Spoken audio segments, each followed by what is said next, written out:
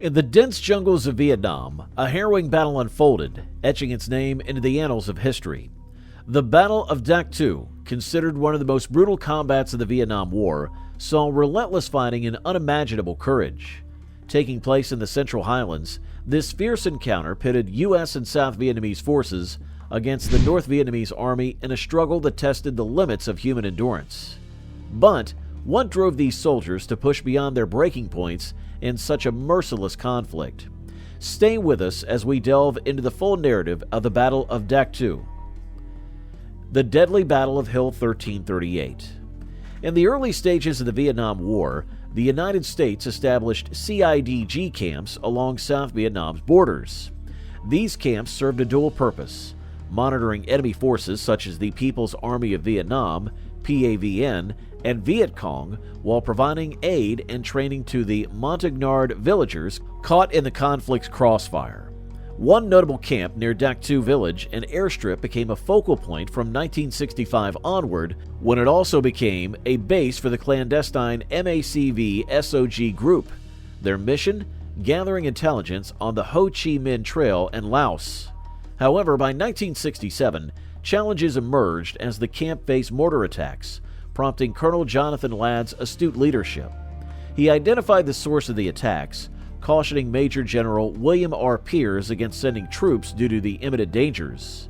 The rugged terrain around Dak To, marked by towering mountains and dense forest, made troop movement predominantly foot-based, with limited helicopter landing zones due to the harsh weather conditions, fluctuating between scorching days and chilly nights.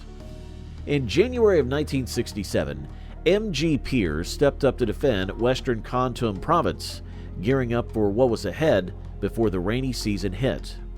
Then in May, Operation Francis Marion kicked off under his command. The 4th Infantry Division, alongside the 25th Infantry Division near Saigon, played a crucial role during these intense operations. By mid-1967, the PAVN attacks in western Kontum province were on the rise, indicating a shift in their strategy. Pierce wasted no time implementing new tactics to ensure his units didn't fall prey to isolation or get overwhelmed in the challenging terrain, which somewhat leveled the playing field in terms of firepower. One of his game-changing rules was keeping battalions together instead of splitting them into smaller groups for enemy searches. Even if smaller units had to venture out solo, they were never to stray more than 1 kilometer or 1 hour's march apart, with immediate backup on standby if they made contact with the enemy. These strategic adjustments significantly contributed to reducing casualties for the 4th Infantry Division. In response to escalating enemy activity, Pierce urgently called for reinforcements.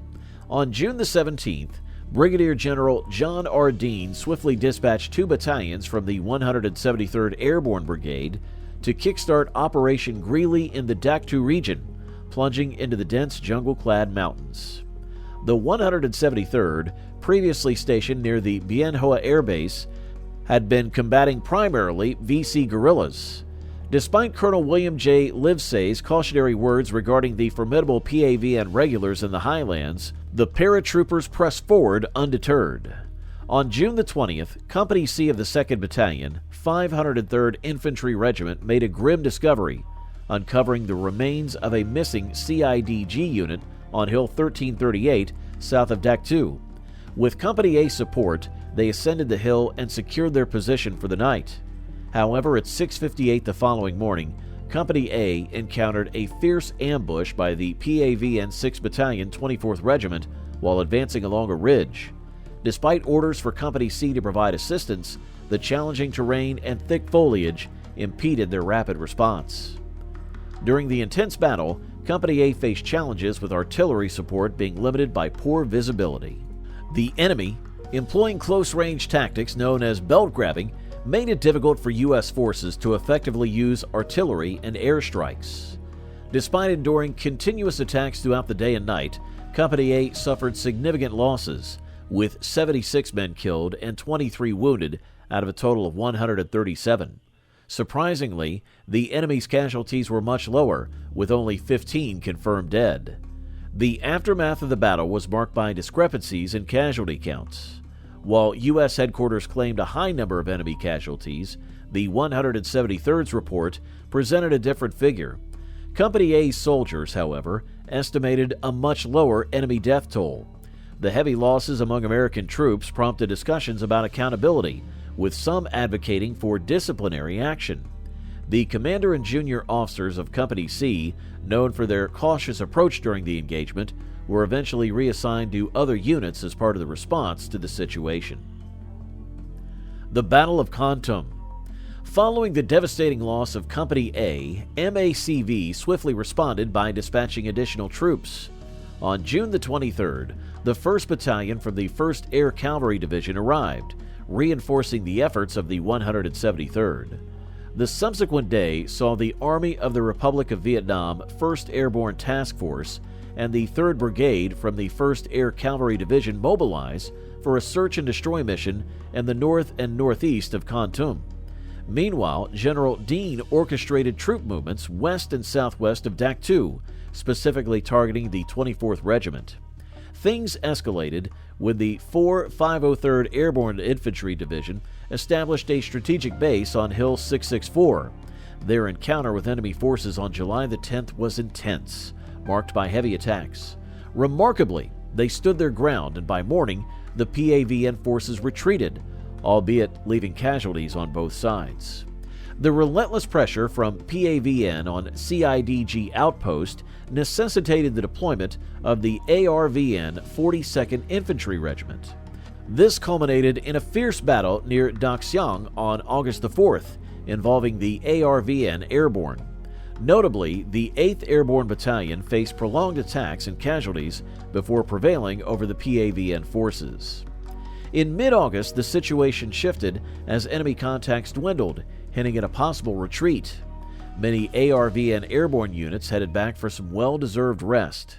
General Dean then handed over command to Brigadier General Leo H. Schweider on August the 23rd. While some battalions were deployed to safeguard the rice harvest, others continued scouring the Tumorong Valley until wrapping up operations in October.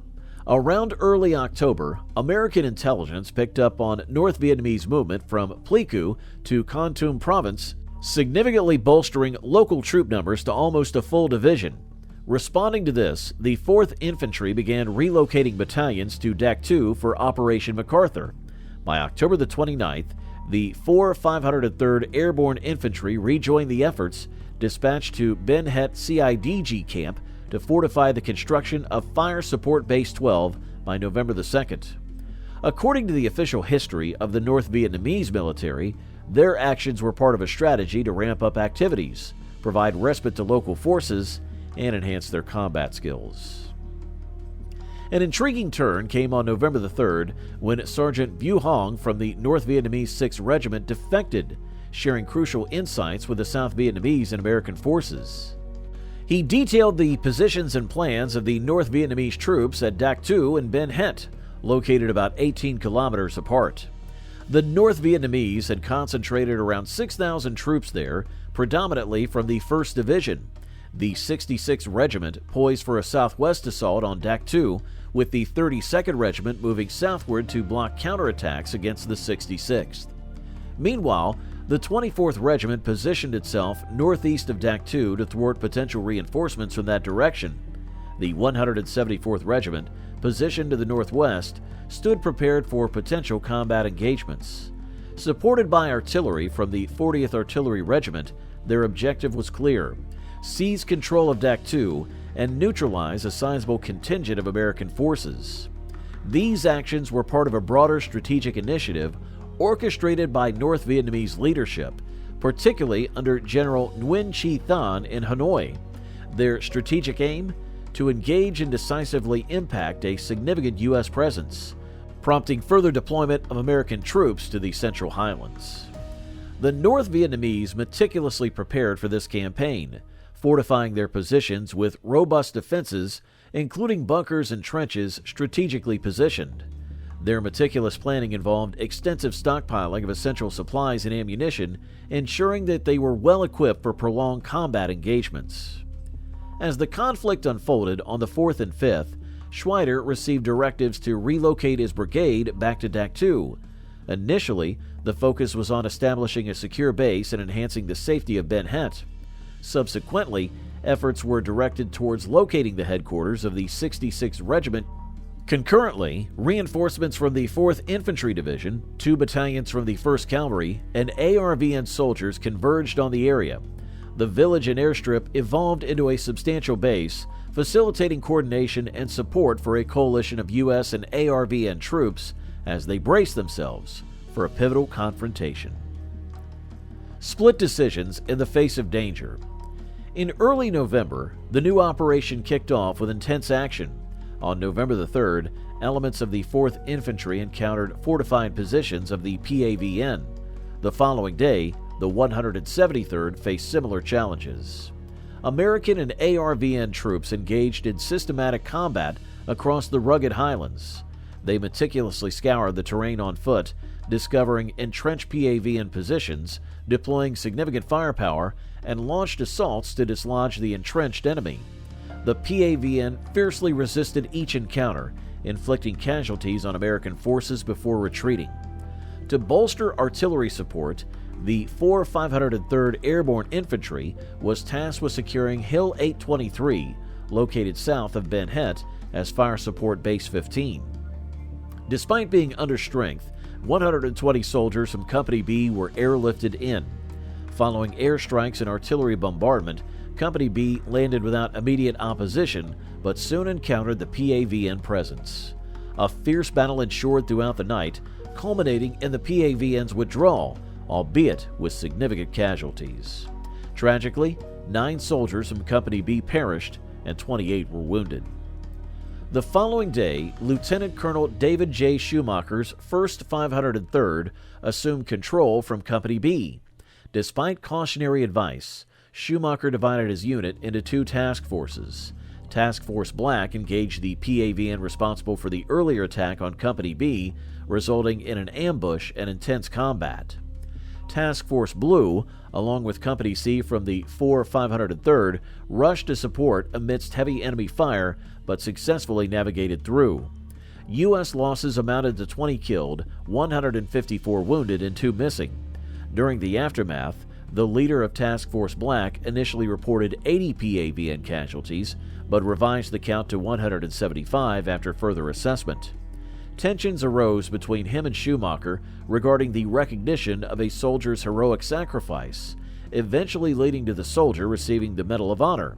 The PAVN claimed 32 casualties from the engagement. At the same time, the PAVN attacked 3 companies of the 3rd 8th Infantry on Hill 724. They shelled and then charged, leaving 18 Americans dead and 118 wounded. The 4th Infantry said 92 PAVN died. An article said over 500 PAVN and 67 U.S. troops died. On November the 12th, the PAVN attacked the Dak To airfield with rockets. They destroyed planes and caused big explosions, but could not take the airfield. The Allied forces' quick response stopped the PAVN's offensive and put them on the defensive. The PAVN started retreating, and the Americans and ARVN faced strong resistance. To avoid another attack on their camp, the 312th Infantry was told to capture Hill 1338, which gave a clear view of Dak To, just 6 kilometers away. It took the Americans 2 days to climb the steep hill and enter a complex of bunkers connected by field telephones. Meanwhile, after dealing with the enemy who attacked Task Force Black, 3 companies of the 1st 503rd moved southwest to take over Hill 882. They were accompanied by around a dozen civilian journalists. On November the 15th, as the lead company reached the top of the hill, they found bunkers linked by phone wires.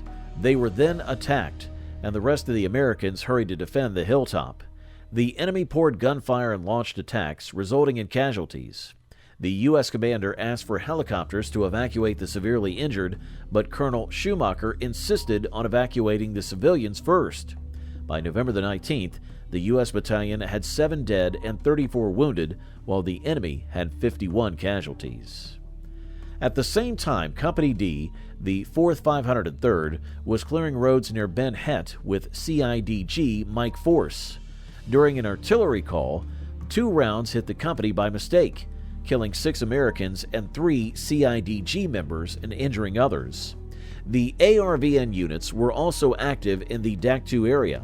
On November the 18th, on Hill 1416, they encountered the well-prepared PAVN 24th Regiment.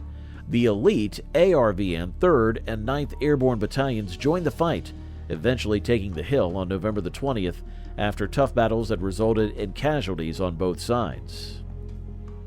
U.S. intelligence reported that the new 174th PAVN Regiment had moved past Ben Het and occupied a hill near the border to cover the withdrawal of other PAVN units. B.G. Swider ordered his 2nd Battalion to take this hill after hearing about heavy resistance faced by a Special Forces Mobile Strike Force company in the area. The battle that shook the 173rd Airborne Brigade. On the morning of November the 19th, at 9:43, things were heating up as 3 groups of soldiers from the 2nd Battalion of the 503rd Parachute Infantry Regiment were gearing up for action on Hill 875. Picture this: soldiers from Company C and D leading the charge up the hill, while 2 groups from Company A formed a strategic advance and reserve formation that's been a classic since World War I. Down at the base of the hill, the weapons platoon of Company A was busy prepping a landing zone, readying for what was about to unfold. As they closed in within 300 meters of the hill's peak around 10:30, all hell broke loose. Machine guns rattled, rockets whizzed, and rifles crackled as the enemy, holed up in bunkers and trenches, unleashed a barrage of fire. Our American troops, determined to push forward, found themselves at a tight spot, pinned down by relentless small arms fire and grenades. It was like something out of an action movie. By 14:30, what started as a bold advance turned into a gritty retreat, thanks to a well-planned ambush by the 2nd Battalion of the 174th Regiment. Amidst the chaos, Private First Class Carlos Lozada emerged as a hero, bravely defending his fellow soldiers' retreat until his last breath. His actions didn't go unnoticed, earning him the posthumous honor of the Medal of Honor.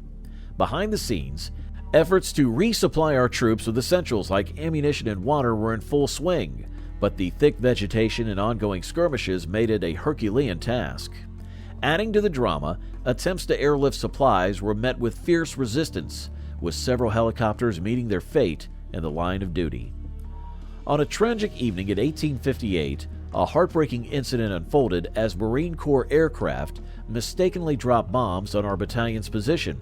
The aftermath was devastating, with numerous casualties, including brave soldiers and medics who were either injured or lost their lives. The following day brought another daunting task as the 4th Battalion was called upon to relieve our comrades on Hill 875. The journey was perilous, marked by sniper fire and mortar attacks, prolonging our journey until nightfall when we finally reached our fellow troops. The subsequent day was met with more challenges as both battalions launched a determined assault to capture the hill, facing relentless resistance and engaging in close combat. Despite enduring fierce airstrikes and artillery bombardment, victory was hard-fought, with American forces seizing control of Hill 875 on November the 23rd, only to discover that the enemy had already retreated from their positions. The toll of battle was heavy, marked by significant casualties and losses within the 173rd Airborne Brigade. However, amidst these adversities, the collective valor and resilience of our forces during these operations did not go unnoticed. It was through their unwavering dedication and combined efforts that the brigade was honored with the esteemed Presidential Unit Citation. Assessing the toll of battle. In late November, the Vietnamese military moved back to their safe areas in Cambodia and Laos, unable to completely defeat a large American military group, but causing significant losses to the U.S. Army. Near Dak To, 376 American soldiers were killed or presumed dead, and 1,441 were injured. Additionally, 73 soldiers from the South Vietnamese Army lost their lives. The intensity of the battle was shown in the weapons used. 151,000 artillery rounds, 2,096 air missions, and 257 B-52 airstrikes were recorded. The U.S. Army conducted 2,101 helicopter missions, losing 40 helicopters. There were disagreements about enemy casualties, with claims that the numbers were exaggerated. One commander reported losing 78 men but finding only 10 enemy bodies, while official reports claimed 475 enemy casualties. There were also conflicting reports about casualties from different sources. General William C. Westmoreland mentioned 1,400 enemy casualties, while others estimated between 1,000 and 1,400. Some commanders criticized the high number of friendly losses compared to reported enemy casualties. General Charles P. Stone, who took over after the battle, criticized previous strategies and questioned the importance of certain locations like Hill 875. The Military Assistance Command, Vietnam, MACV, reported that most Vietnamese regiments were severely damaged and couldn't continue their attack. Only one regiment, the 24th, fought in the Tet Offensive in January of 1968. Some American units, like the 173rd Airborne Brigade and parts of the 4th Infantry Division, suffered heavy losses. Westmoreland believed they had defeated the enemy and limited losses in other areas. However, events showed that the Vietnamese achieved their objectives. By January of 1968, many American battalions had to move from cities to border areas. After fights in the Central Highlands, the 173rd Airborne Brigade had to relocate to Tuy Hoa. In 1968, they moved again to Camp Radcliffe. Some believe this mirrored the Viet Minh strategy before the battle at Dien Bien Phu in 1953. General Giap discussed this strategy, but Americans found it difficult to comprehend why Hanoi would fight so fiercely unless something significant like Dien Bien Phu was planned. This became evident when PAVN forces surrounded a Marine outpost at Khe Sanh in the Quang Tri province, resembling the situation at Dien Bien Phu.